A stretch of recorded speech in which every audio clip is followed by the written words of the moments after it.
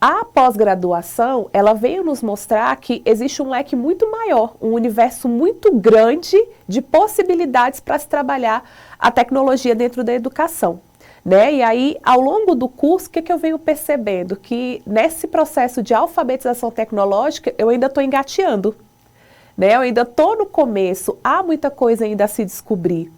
Então, eu estou gostando bastante, né? Me tirou da minha zona de conforto, né? Me movimentou de uma forma que eu não imaginava. Por trabalhar com ciência, a gente está sempre procurando possibilidades. Né? Eu trabalhava muito com vídeos, com simuladores digitais, só que após ela veio me mostrar que eu posso ir muito além. Né? Que ela, na verdade, ela me mostra a minha posição de mediadora. Né? O professor, como mediador, ele contribui muito mais com o seu estudante do que um mero transmissor. Então, eu pude me perceber que muitas vezes eu estava ali transmitindo conhecimento. E após, ao me tirar dessa zona de conforto, ela tem me mostrado qual é o meu papel de mediador, como fazer essa mediação de forma correta, de forma assertiva, e vem contribuindo bastante para o meu profissional e também como estudante. Após, ela vem do lado facilitador. Né? Eu não vejo como um peso, até porque é uma atividade por disciplina, então a gente tem um período bem generoso para poder desenvolver, né, os projetos, as ideias, e vem facilitando, porque após ela mudou completamente o meu planejamento, né? No começo do ano a gente traz aquele planejamento anual e ele vem modificando, a cada vez eu venho movimentando, aí eu converso com a minha coordenadora, ela está fascinada, ela, gente, que pós é essa? Eu falei, quando abrir a próxima inscrição, pode deixar que eu te falo, né? E assim, eu estou gostando muito, os estudantes estão gostando, porque eu estou trazendo outras ideias. Então, a gente tem se aproximado mais, eles estão mais engajados porque aproxima da realidade deles. Como eles já são uma geração mais tecnológica, quando você traz uma coisa assim que não envolve muita tecnologia, eles tendem a se afastar. Né? E essas propostas têm movimentado bastante. Um dos trabalhos que eles gostaram muito, porque sempre eu trabalho um feedback após a aplicação das atividades, né, para ver o que eles acharam, o que foi bom, o que pode mudar para as próximas produções, né? E na sala de aula invertida, eu joguei ali as informações, falei, olha, a gente vai fazer essa e essa atividade, as orientações são essas, vamos trabalhar. Aí no começo eles ficaram meio perdidos, como assim? Mas eu posso usar o Gama, por exemplo? Pode usar o que você quiser. Professor, eu posso fazer dessa forma?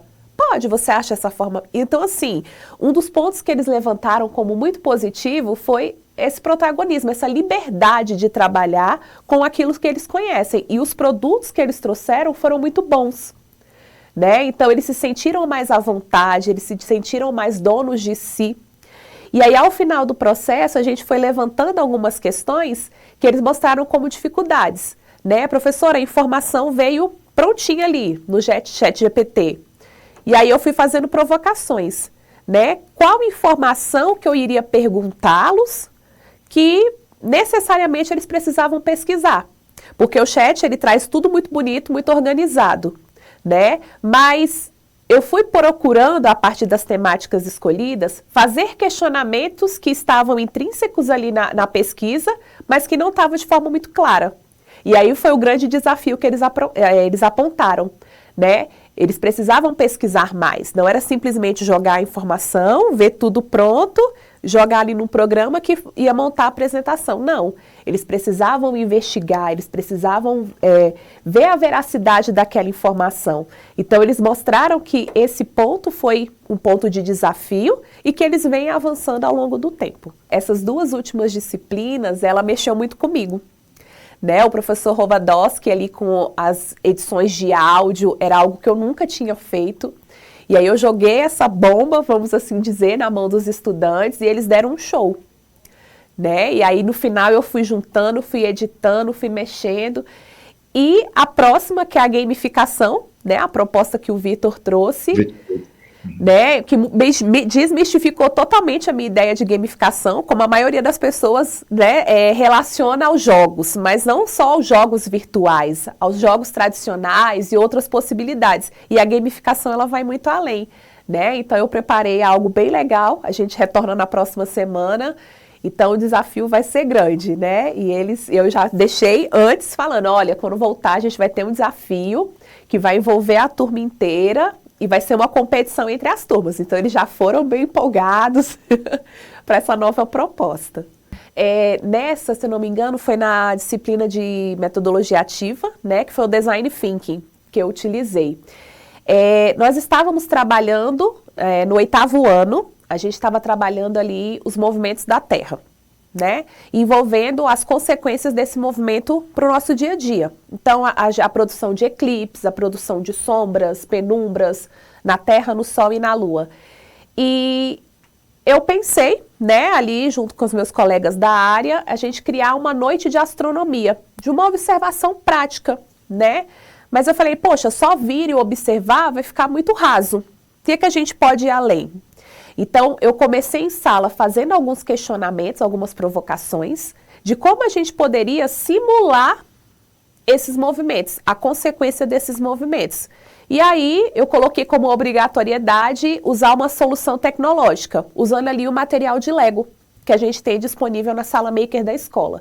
Tinha outros materiais também, palitos, massinha de modelar, e aí eles ficaram muito livres para poder fazer essas representações. E aí uma dupla se destacou, porque eles conseguiram simular na montagem do experimento o movimento do Sol em torno da Terra, né? E o movimento da Lua em torno da Terra. Desculpa, o movimento da Terra em torno do Sol e o movimento da Lua em torno da Terra, ao mesmo tempo. Então, eles programaram o motor para que fizessem esses movimentos de forma sincronizada e na pontinha, como você pôde ver lá na imagem, eles fizeram com massinha de modelar ali os astros, né? E aí por meio da demonstração deles, eu fui questionando. E se a gente fosse simular um eclipse lunar, como que ficaria a posição desses astros? E aí eles iam posicionando, usou a lanterna do celular para simular a luz do Sol, né, projetando a sombra ali no astro. E aí a gente teve um momento, sim, noturno, em que eles foram para a escola para a gente poder fazer a observação de alguns astros. Lá nas evidências eu coloquei até as imagens que a gente conseguiu tirar do telescópio, né, de Saturno e da Lua. Era um dia de lua cheia, então a Lua estava bem vistosa, bem bonita. E aí eles puderam fazer essas observações. A gente usou também aplicativos de celular disponível, né, o Stellarium, para poder observar algumas constelações. Né, não dá para observar tão nitidamente, mas consegue localizar ali os pontos de localização dessas constelações. Né? Então, a gente fez esse movimento na escola, envolvemos ali outros professores, que é um ponto assim, que eu acho primordial dessa pós, é essa interdisciplinariedade. Né? Eu me vejo hoje não trabalhando sozinha, eu comecei a movimentar também os meus colegas. Então, eu chamei ali a professora de História, chamei a professora de Língua Portuguesa, né? A gente fez uma roda também de conversa, de contos, né? Que eram trabalhados nessas discussões antigamente, no que as pessoas acreditavam, né? Muitos associavam ali o eclipse a uma maldição. Então, a gente foi trabalhando toda essa questão histórica também dos fenômenos naturais. Né? Inclusive, quando comecei esse movimento, rolou alguns atendimentos lá na escola, porque eu lançava o desafio e eu não ficava direcionando. E aí, muitas vezes, alguns pais têm essa dificuldade ainda, essa limitação. Né? Não, mas é para fazer usando qual aplicativo? Como que é para fazer? Quantos slides tem que ter? Não, é livre. Ele vai escolher, ele vai decidir aquilo que vai agregar melhor no conhecimento que ele vai trazer para a turma. Né? A pergunta, mas ele vai ter que apresentar? Vai, ele vai ter que apresentar. A gente vai trabalhar essa oralidade. Porque ele é muito tímido. Então, a gente vai trabalhar para que ele perca essa timidez. Então, eu vejo ainda que as famílias, elas ainda estão limitadas. Por falta de conhecimento, por falta, né? Essa ignorância tecnológica traz medo para os pais, porque eles querem ajudar, e aí muitas vezes eles não sabem ajudar e querem tudo muito mastigado. Né? Eu até brinco com eles. Eu falo assim, como que você aprende a mexer no seu celular novo? Mexendo. Então, você vai aprender a mexer na ferramenta mexendo. Você vai clicar, ixi, não era isso que eu queria, volta.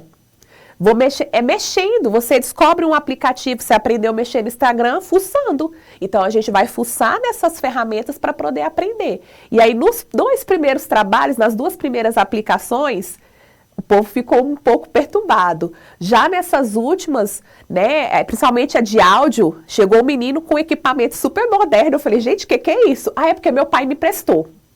Então, eles estão começando aos pouquinhos a se envolver, né? Alguns pais contribuíram de forma muito positiva. Em breve, a gente vai ter aí a Feira das Profissões para os alunos do médio, né? E aí a gente já começou a trazer até essas novas possibilidades, porque muitas vezes eles ficam voltados para as profissões tradicionais.